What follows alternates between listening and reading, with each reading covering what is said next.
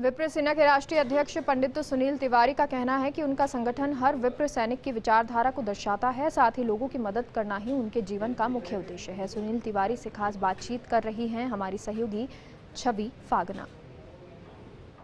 नमस्कार, आप देख रहे हैं फर्स्ट इंडिया न्यूज और मेरे साथ इस वक्त जुड़ चुके हैं विप्र सेना प्रमुख पंडित सुनील तिवारी। इनसे हम लाइव में बातचीत करेंगे और जानेंगे कि क्या कुछ मुद्दों को लेकर ये हमारे साथ जुड़े हुए हैं और इनके साथ हम जानकारी आप लोगों तक पहुंचाएंगे। सुनील जी, आपका फर्स्ट इंडिया न्यूज में बहुत बहुत स्वागत है। मेरा पहला सवाल आपसे ये है कि पहले आप किसी ब्राह्मण संगठन से जुड़े हुए थे, उसके बाद आखिर ऐसा क्या हुआ, क्या परेशानियां आई जिनसे आपने उसका त्याग कर दिया और आप विप्र सेना का निर्माण किया? विप्र सेना का जो संगठन बना, ये ब्राह्मण समाज के जो संगठन आज तक जो चल रहे थे उसमें हम लोगों ने एक चीज़ विशेष तौर पे देखी कि एक संगठन नहीं, और भी संगठनों के लिए मैं कहना चाहूँगा कि ज़्यादातर उनका जो फोकस रहा वो चंदे पे और अपनी राज्यसभा की सीट या एमएलए की सीट या सांसद की सीट पक्की करने पे। इससे आगे संगठन ने कभी समाज के शोषित वंचित पीड़ित के लिए कभी ध्यान देने की कोशिश ही नहीं करी। जब हम लोगों ने बरसों तक इनको चंदा दिया और जब कभी हमने इनसे चंदे का हिसाब मांगा तो इन्होंने एक नोटिस थमा दिया कि न्याय क्षेत्र बंगाल होगा, जापान होगा या उड़ीसा होगा। तो जब हम किसी संगठन से जुड़े हैं तो उसकी जवाबदेही बनती है जो पैसा समाज दे रहा है। इन्हीं मुद्दों को लेके हम इनसे अलग हुए और आज मैं ही नहीं, समाज का एक बड़ा वरिष्ठ जो ब्राह्मण समाज के जो वरिष्ठ लोग हैं, काफ़ी लोग इन संगठनों से दूर हो गए और दूर क्या, थक चुके।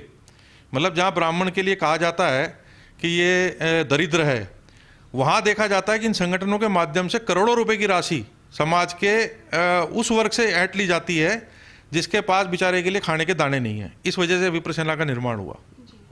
आप चंदा इकट्ठा करने के लिए सामाजिक संगठन में इसके खिलाफ है, चंदा इकट्ठा करने की, और गत एक वर्ष के अंदर आपने 4 करोड़ से ज़्यादा खर्च के प्रोग्राम किए हैं। तो आखिर बिना चंदा इकट्ठा किए ये इतने कार्यक्रम कैसे? एक इस मुद्दे पे मैं एक बात कहना चाहूँगा कि एक देश के हमने प्रधानमंत्री राजीव गांधी जी एक बात बोला करते थे कि हम जब केंद्र से 100 रुपये भेजते हैं तो नीचे वो पैसा 10 रुपये तक ही पहुँच पाता है। मेरा चंदे के खिलाफ किस तरीके से हूँ, मैं चंदे में दलाल की जो भूमिका में जो हमारे सामाजिक संगठन के मुखिया बैठे हैं उनके खिलाफ हूँ। जैसे उदाहरण के रूप में मैं आपको एक चीज़ बताना चाहता हूँ कि जैसे कोई राजनेता, जो ब्राह्मण राजनेता, जब चाहे वो सांसद हो, एमएलए हो, चुनाव में खड़ा होता है, ये सामाजिक संगठन उसकी फ़ोटो दिखा के 10 अलग अलग जगह से 5-5 लाख रुपए लोगों से लेते हैं कि भाई फलाने राजनेता को हमारे को चुनाव में पहुँचाना है। देते एक जने का है, उसको एक जने का भी इसलिए देते हैं कभी कोई खड़ा हो जाए तो उसको बताने के लिए चाहिए कि देखो ये मैंने 5 लाख रुपए आपके दिए, और बाकी 45 लाख रुपए वो अपने घर ले जाते हैं। मैं इस तरीके के चंदे के खिलाफ हूँ। आप हम लोग जो हमारी राज्य की इकाई है, जो जिले की इकाई है, वो अपना पैसा इकट्ठा करे, अपने प्रोग्राम करे और खर्च करे, उसको वहाँ ख़त्म करे। वो केंद्र को भेजे, केंद्र राज्य को भेजे, राज्य नीचे भेजे, इन सब में एक दलाल पैदा होता है। और ये दलालों ने ही आज समाज की दशा ऐसी कर दी है कि हम लोग इतने पीछे जा चुके कि वो पैसा समाज तक पहुंचता ही नहीं है, वो उनके घरों तक पहुंच जाता है। वो अपनी फैक्ट्रियों का निर्माण करा रहे हैं, बंगले खरीद रहे हैं, और समाज में आज हम लोग 20 करोड़ हैं पूरे हिंदुस्तान में। उनको बारी बारी लोग मिलते रहते हैं और उनकी दुकानें चलती रहती है। जैसा कि देखा जाता है कि एक साल के अंदर, मात्र एक साल के गत एक वर्ष के अंदर देखा जाए तो विप्र सेना के जो सैनिक हैं वो ब्राह्मणों की मुखरता से आवाज़ उठाते हुए दिखाई दे रहे हैं, ब्राह्मणों की पूरी तरीके से आवाज़ उठा रहे हैं। तो देखा ये जा रहा है कि मात्र 365 दिनों में 400 से ज़्यादा आप लोगों ने कार्यक्रम भी कर लिए हैं, और बिना किस प्रकार से ये संभव हो गया इतनी जल्दी? ये संभव केवल एक ही वजह से हो पाया, जो समाज को मेरा जो एक कमिटमेंट है कि मैं या मेरे बच्चे कभी जीवन में कोई चुनाव नहीं लड़ेंगे, किसी राजनीतिक पार्टी की तरफ नहीं जाएंगे। आज इतने कम समय में आपने बिल्कुल एक बढ़िया बात उठाई है कि आज हम 7 राज्यों में पहुंच गए और लाखों की तादाद में आज युवा हमारे से जुड़ गए। युवाओं के साथ अब तक इन राजनीतिक संगठनों ने, सामाजिक संगठनों ने जो किया, इनको एक पिक्चर दिखाई जाती है। ये 2 सिद्धांत पे चलते हैं संगठन, चंदा और चांदनी। चांदनी क्या है? सत्ता की। वो सत्ता की चांदनी दिखाते हैं कि तेरे को पार्षद बना दिया जाएगा, तेरे को एमएलए बना दिया जाएगा, तेरे को सांसद बना दिया जाएगा, जबकि ये सब बनते पैसे वाले लोग ही हैं। ये डिसाइडेड है, जिसके पास पैसा है वो राजनीति में आ सकता है। पर हमारा युवा, जो ब्राह्मण युवा, उसको ये बता के मंडल कमंडल और ये सब दिखा के उसको पद दिए जाते रहते हैं और उसको यूज में लिया जाता है। यही ये कारण है।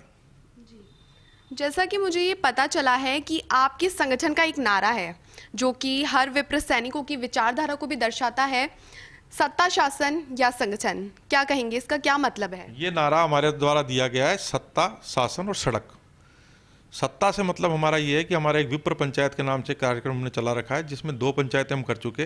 पूरे राजस्थान में 36 पंचायतें हम लोग करेंगे और एक महापंचायत जयपुर में 2023 की फरवरी में करेंगे, जिसमें करीब हमारा मानना है 4 से 5 लाख लोगों को, ब्राह्मणों को हम जयपुर में लाएंगे। सत्ता में हमारी जब तक पकड़ नहीं बनेगी, हमारे लोग विधानसभा में, लोकसभा में नहीं पहुंचेंगे, और वो लोग जो केवल मोम के गुड्डे की तरह संसद में बैठ के केवल SC/ST बिल पे ताली बजा के आ जाए, वो लोग हमको नहीं चाहिए। हमको विधानसभा में वो लोग नहीं चाहिए जो ब्राह्मण समाज के खिलाफ कोई भी बात हो चुपचाप सुन के आ जाए। हमारे को ऐसे हमारे युवाओं को, नए युवाओं को पहुंचाना है। तो हमारी सत्ता तो ये हो गई। शासन हो गया, जैसे विप्र सेना ने एक बीड़ा उठाया, हम लोग प्रयास कर रहे हैं कि RAS, IAS, SI इनकी कोचिंग की फ्री व्यवस्था, हम लोग फ्री से मतलब जो देने योग्य उनसे लिया जाएगा, हम उनको तैयार करें। सड़क से मतलब हमारा है कि हमारा युवा, जैसे पिछले 1 वर्ष में देखा गया कि खासकर राजस्थान में ऐसा माहौल बन चुका है, मैं नहीं कहता, लोग कहते हैं कि अब जल्दी से कोई ब्राह्मण की तरफ उंगली नहीं उठाता है, 10 बार सोचता है। तो सड़क पे हमारा युवा आएगा, उसके लिए हमने युवा प्रकोष्ठ का निर्माण किया है और हम तीनों जगह से जवाब देंगे। ऐसी स्थिति में आज हम 1 साल में पहुंच चुके।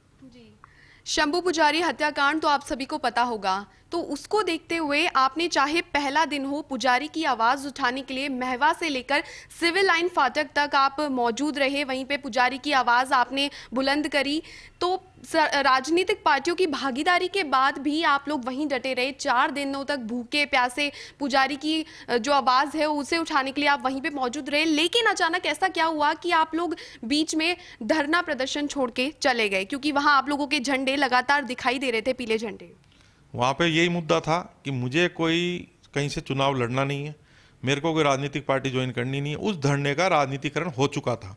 वहाँ एक नारा लगा था, मैं आज आपके चैनल के माध्यम से वो लाखों लोगों को बताना चाहता हूँ। वहाँ एक नारा लगा, महेश जोशी मुर्दाबाद, किरोड़ी लाल मीणा जिंदाबाद।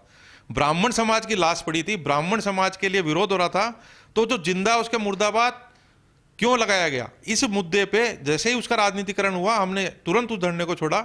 जब हमसे ये कहा गया कि अब आपको एक बयान देना है कि उपचुनाव में ब्राह्मण समाज कांग्रेस का विरोध करता है, तो इसके विरोध में हम वहां से उठ गए। हमने धरने को इसलिए छोड़ा क्योंकि हम ये नहीं कर सकते, हमारे समाज को हम बेच नहीं सकते, क्योंकि विगत 30 वर्षों से यही होता है।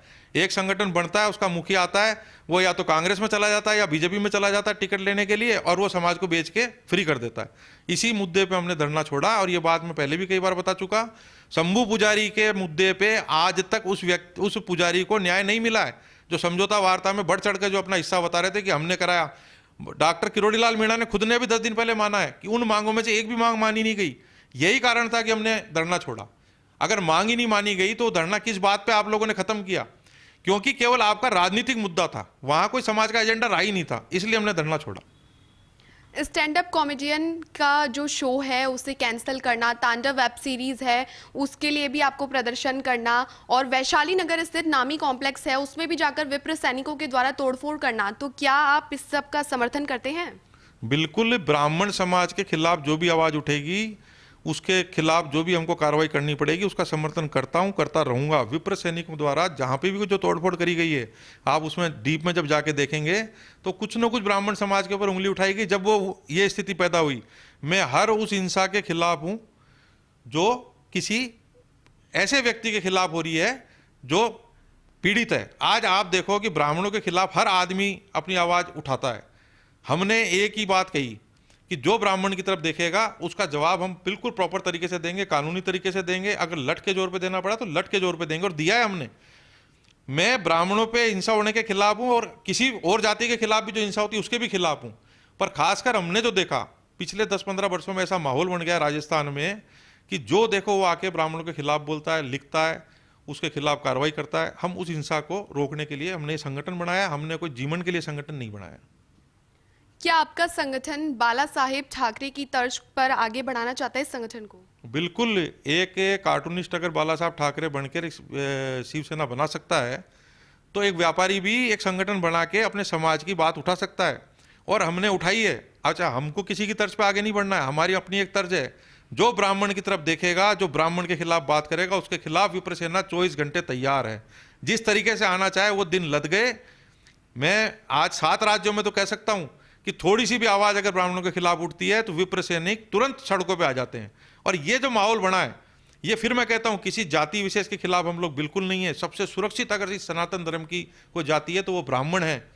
हमारी एक जाति है जो केवल गिलहरी को बचाने के लिए रोड पे अगर ब्रेक लगा के अपनी गाड़ी को पलटा लेती है। हम बिल्कुल सुरक्षित हैं, पर हमारी तरफ कोई आंख उठाएगा हम बिल्कुल नहीं छोड़ने वाले। ये आपके चैनल के माध्यम से मैं बिल्कुल खुला बोल रहा हूं। अब इस समाज से आपको बच के चलना पड़ेगा।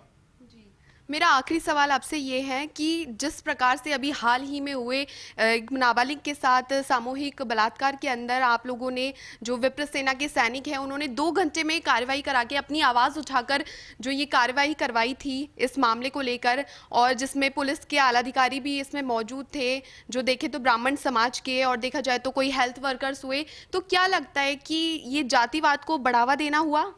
बिल्कुल। आप ये देखें कि 13 साल की नाबालिग बच्ची जिसके साथ रेप हुआ, दिन में हुआ, दूसरे दिन 12 बजे तक ना रिपोर्ट दर्ज हुई, ना उसका इलाज चालू हुआ, और ना कोई ब्राह्मण ऐसा नेता वहां पहुंचा। 1-2 नेता पहुंचे क्योंकि कोई चुनाव नहीं था। हम लोग वहां पहुंचे, और आज मैं बिल्कुल कहता हूं पुलिस अधिकारी हमारे को, जो ब्राह्मण अधिकारी वो सपोर्ट करते हैं, हमारे को SMS में बैठे हुए डॉक्टर सपोर्ट करते हैं। और क्यों नहीं करें, उनका DNA ब्राह्मण, उनको करना पड़ेगा। आज मीणा समाज, जाट समाज सब अपने समाज को सपोर्ट कर रहे हैं। अरे हम तो सही के लिए न्याय मांग रहे हैं, सही के लिए सपोर्ट मांग रहे हैं। वीडियो जर्नलिस्ट पवन के साथ छवि फागना, फर्स्ट इंडिया।